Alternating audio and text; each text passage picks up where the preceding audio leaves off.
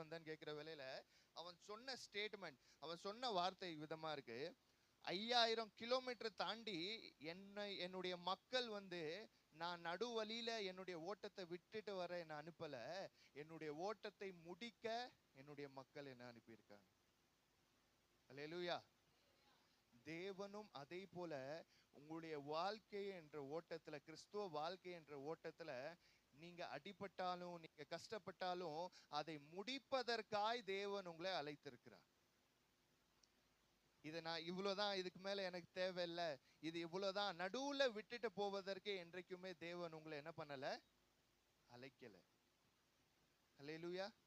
தேவன் உங்களை அழைத்த நோக்கமே என்னன்னா, உங்களுடைய வாழ்க்கையில நீங்க கடைசி வரைக்கும், நீங்க கடைசி அந்த அந்த அந்த அந்த பந்தயத்தின் அந்த லக்குக்குள்ள நீங்க என்ன பண்ணணும்னா போய் சேர்வதற்காக உங்களை என்ன பண்ணியிருக்கிறார், தேவன் அழைத்திருக்கிறார். நடுவழியில